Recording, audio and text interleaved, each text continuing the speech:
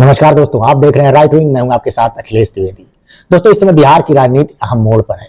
जो दो दिल एक जान हुआ करते थे वो इस समय अलग अलग होने वाले हैं। आरोप प्रत्यारोप का दौर शुरू होने वाला है। हो सकता है राष्ट्रपति शासन लग जाए, या हो सकता है 2024 के लोकसभा चुनाव के साथ बिहार विधानसभा चुनाव भी आपको देखने को मिले।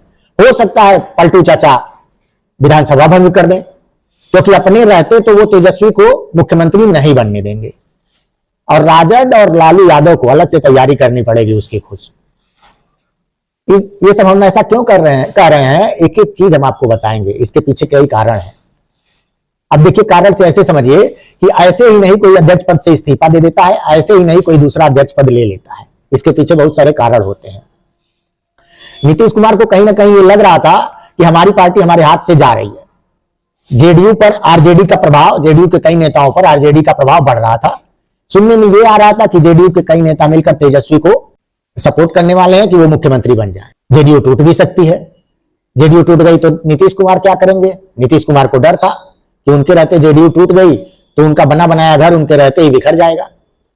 ये सारी बातें थी, इसलिए लल्लन सिंह को हटाकर अपने हाथ में उन्होंने कमान ली। और लल्लन सिंह जब एनडीए से नीतीश कुमार अलग हुए थे तो लल्लन सिंह एक बहुत बड़ा कारण थे उसमें। कारण क्योंकि वो एनडीए को पसंद लल्लन सिंह नहीं करते थे, तो लल्लन सिंह ने एनडीए से अलग करवाने में, नीतीश को अलग करवाने में एक महत्वपूर्ण भूमिका निभाई थी। वो भी था कि अब जब कमान अपने हाथ में नीतीश कुमार ले लिए हैं तो सारी चीजें अपने हिसाब से करेंगे, क्योंकि नीतीश कुमार का मन इधर एनडीए की तरफ झुक भी गया है। थोड़ा राजनीतिक गलियारों में चर्चा है कि नीतीश कुमार जाना भी चाह रहे हैं, और उनके कई सारी चीजों से, क्योंकि उन्होंने बयान भी कई बार दिए है कि कोई परमानेंट दोस्त नहीं होता, बीजेपी से हमारी दोस्ती है, मरते दम तक रहेगी। ये सारे बयान उनके समय समय पे आते रहे हैं। दोस्तों, नीतीश कुमार अंदर अंदर घुट रहे हैं। उनको ये सारी चीजें जब मालूम हो रही है तो अंदर अंदर घुट रहे हैं। क्या करेंगे? घुटेंगे। उन्होंने काम ही ऐसा किया है कि घुटेंगे। उनको अपना सब कुछ बिखरता हुआ दिखाई दे रहा है। तो जब किसी का सब कुछ बिखरता है तो उसके अपने पुराने मित्रों की बहुत तेज याद आती है। नीतीश कुमार को भी अपने पुराने मित्रों की याद आ रही है, एनडीए की, बीजेपी की याद आ रही है कि यही है जो रही सही इज्जत बचाएंगे। नहीं भैया, इज्जत गई।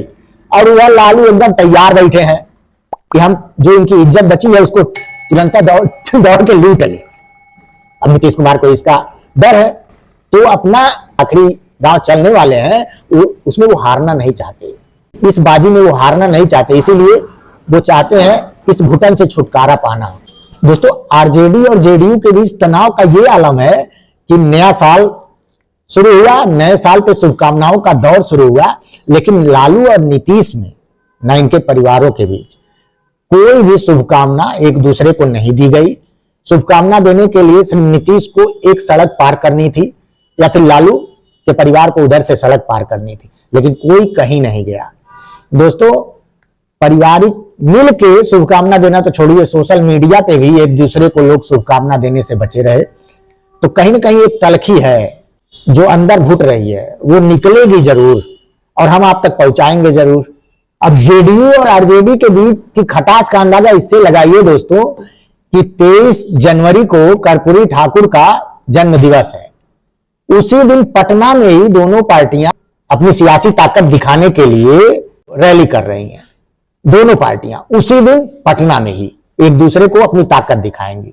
दोस्तों, देखिए, ये सारी चीजें हैं जो एक सुनामी की तरह चुपचाप शांत हैं। अचानक फूटेगा ये, और अचानक फूटेगा तब आपको देखने को मिलेगा कि क्या क्या निकलता है। ऐसे कभी अमृत, कहीं विष, कहीं कोई लक्ष्मी जी, कहीं कुछ, सब निकलेगा और सब आप देखेंगे।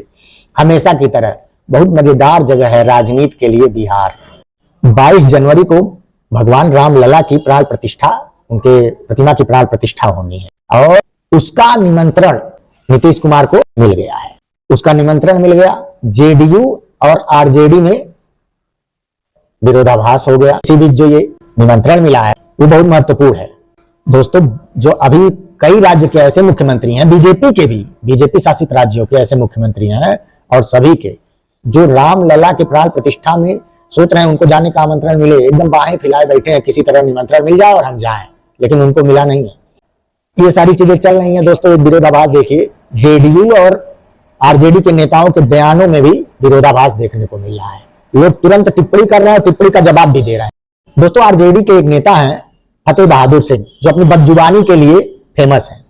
उन्होंने मां सरस्वती पर भी सवाल के ग्रंथ में लिखा हुआ है कि सरस्वती, जो सरस्वती है ब्रह्मा की बेटी है, और ब्रह्मा जी का अपनी ही पुत्री पर नियत खराब हुआ और उन्होंने मतलब कि उनके साथ शादी कर लिया। तो आप खुद समझिए कि पूजा मतलब कि किसका होता है, चरित्रवान का या चरित्रहीन का।